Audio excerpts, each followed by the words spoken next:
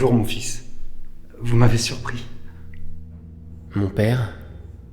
Je n'ai pas l'habitude d'avoir beaucoup d'audience pour les laudes. Il m'arrive même fort souvent d'officier seul. À dire vrai, mon père, on m'a adressé à vous pour me confesser. Point pour vos offices. Il est d'ailleurs un peu tard pour célébrer l'aude, n'est-il pas? Oui, vous avez parfaitement raison mon fils. Mais je vous en prie, approchez.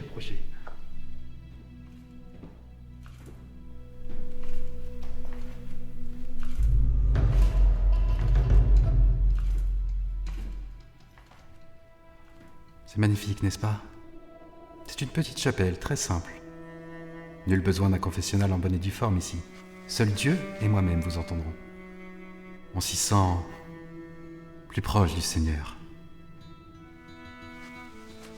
Je vous en prie, mon fils. Je vous écoute.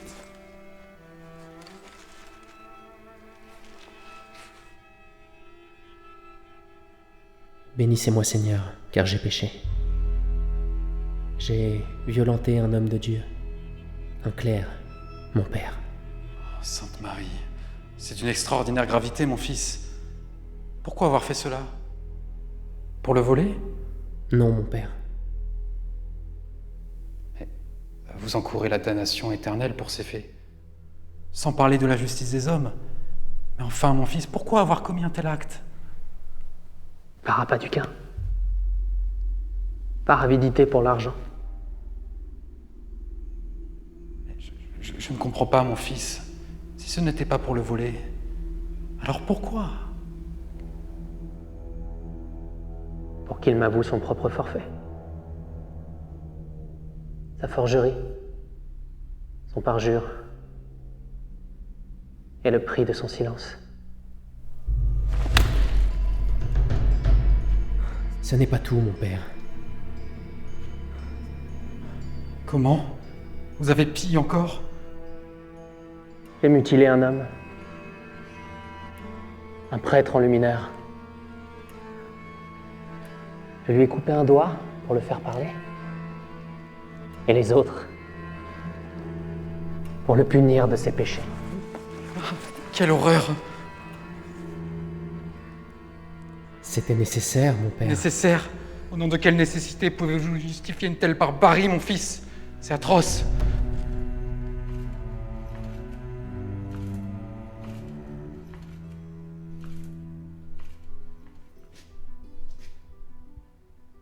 Plus grande qui soit, mon père.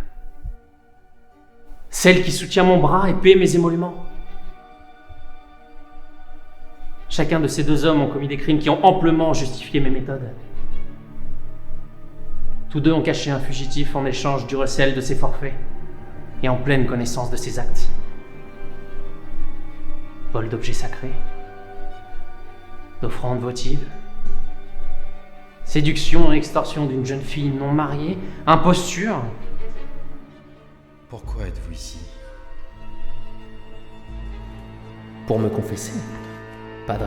Non, vous mentez. Non. C'est simplement que je n'ai pas terminé ma confession. Assez! J'ai accepté pour le salut de mon âme et de ma bourse de ramener devant la justice un vrai salaud, une pourriture, un apostat, un imposteur, un faux prêtre mais vrai voleur. Assez! Violeur, Non, pilleur de troncs, c'est faux. prêcheur à la petite semaine, Latiniste de cuisine. Donneur d'hosties impies et faux monnayeur à ses heures perdues. Vous vous trompez. Je ne suis rien de tout cela, voyons. J'ai été détaché de l'évêché de Chartres à la demande des habitants de Gainville. J'ai la preuve dans la lettre que m'a adressée l'évêque.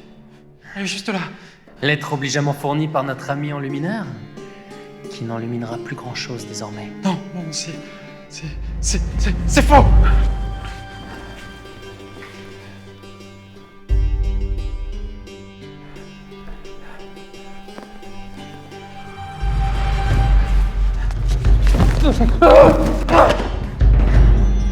Et cela après avoir fait modifier les registres baptismaux, grâce à notre ami Claire, pour renaître à Chartres, sous le nom de François le Porgne. patronyme manifestement mal porté. On peut encore s'arranger. Non, pitié, pitié, pitié, pitié. D'accord, d'accord. J'avoue, c'est bien moi. Pitié, ne faites pas ça. Non, non, pitié, pitié, pitié. Non, non.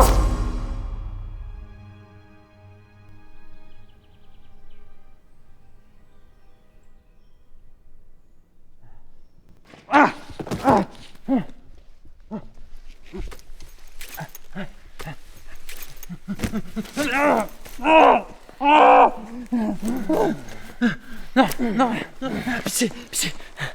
Assez bavassé. On a de la route à faire. Fumier. Tu vends ton prochain, mais tu vaux pas mieux. Marche.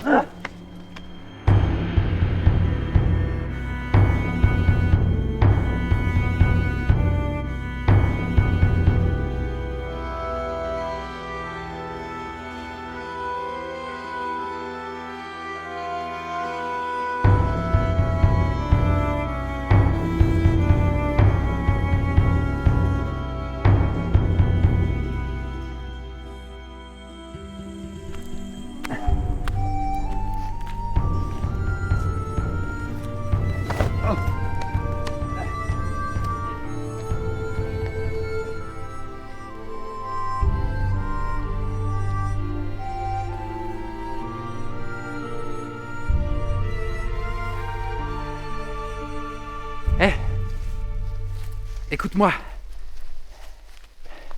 Écoute. Pourquoi faire? Tu comptes m'acheter? Non. Ça fait combien de temps que tu traînes tes choses pour t'émettre, hein? Un type comme toi. Et tu sais lire, non? T'as l'air intelligent. Je parie que tu te sais te battre à l'épée aussi. Qu'est-ce qui te manque pour être noble? Hein? L'argent? Les titres, peut-être? Il y a des dizaines de barons qui vivent moins bien que toi, tu sais. Écoute-moi, avoir un titre de noblesse, c'est l'assurance de vivre vieux. C'est rare dans ta profession, non? Passer l'âge de te battre, plus personne ne t'emploie. Ou une sale blessure et fini. Écoute-moi, si je te disais que j'ai quelque chose qui peut t'ouvrir les portes des plus hautes sphères, hein? J'ai pris des assurances pour une situation comme celle-là, forcément. Personne n'aurait voulu me l'acheter. Et son propriétaire me tuerait. Je voulais lui rendre. Mais toi, si tu le ramènes à qui de droit, ta fortune est faite. Et je parle pas là d'une récompense minable comme pour ma tête. Non, non. Écoute-moi. Écoute-moi. Attends. J'ai la dernière copie du testament de Philippe d'Artois. Hein?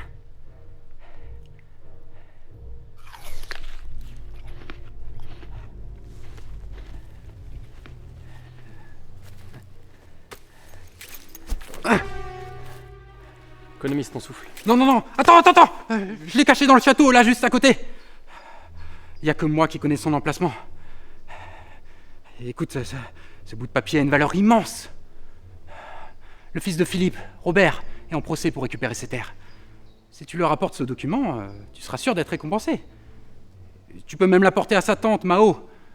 Dans un cas comme dans l'autre, tu seras gagnant. Qu'est-ce que t'as à perdre, hein? C'est à moins d'une demi-lieue. C'est 10 fois le prix pour ma tête. 10 fois.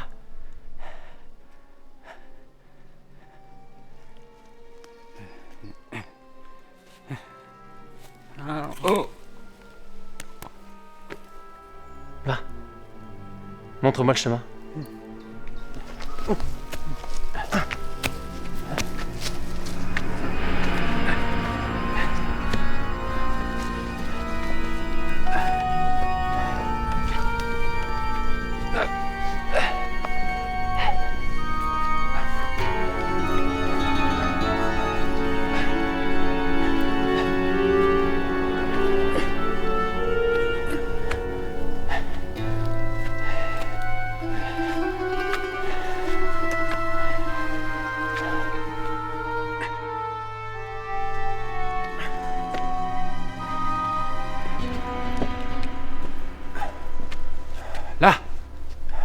La poterne sud, je la reconnais.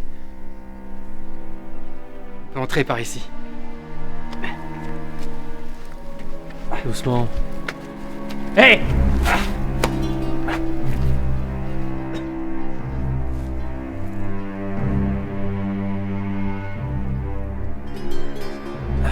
On y est presque. Sigissement.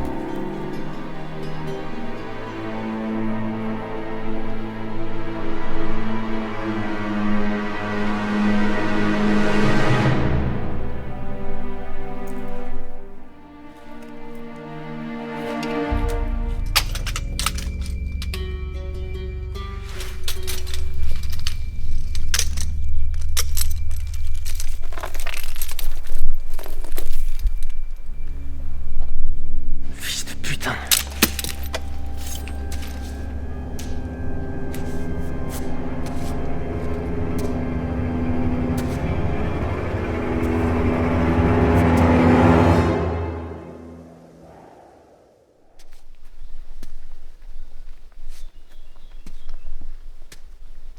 Youhou, Sigismond! Quel pisteur tu fais! Tu m'as retrouvé si vite! Ça te dérange pas que je t'appelle Siggy? Ou bien, c'est trop familier peut-être. Ah. Tu sais, moi aussi je connais bien ta vie. Je me suis renseigné sur toi quand j'ai su que tu me cherchais. C'est vraiment pas ton fort la discrétion, hein?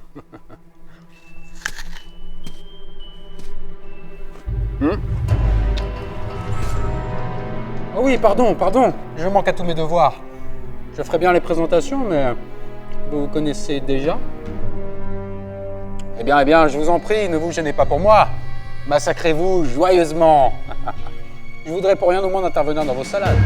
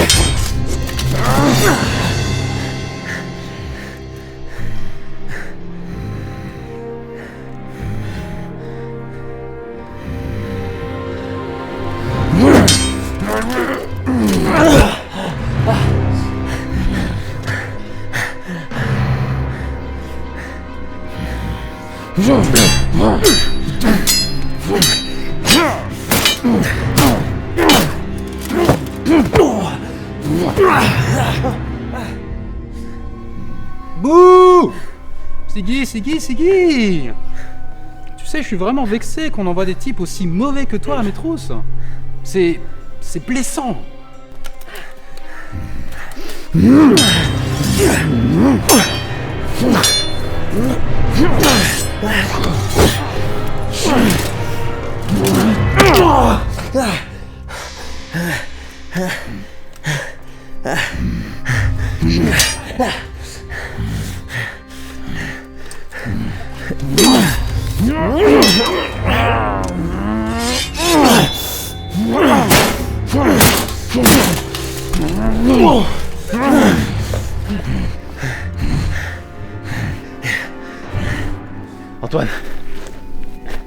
Antoine, on n'est pas obligé d'en arriver là.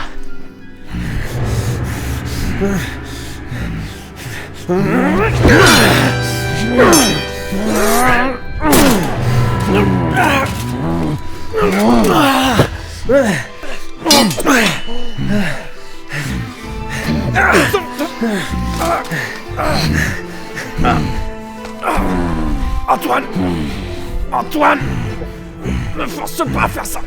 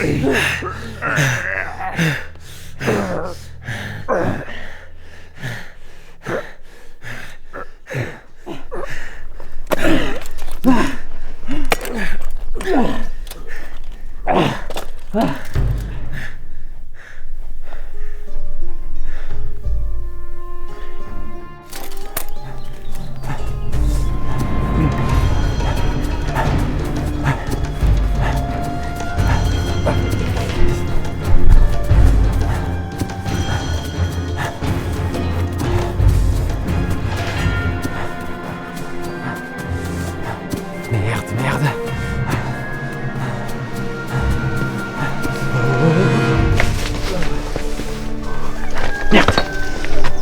Merde. Oh. Siggy, je suis un homme de Dieu. Tu peux pas faire ça. Je t'en supplie. En plus, tu dois m'emmener vivant pour être payé, non?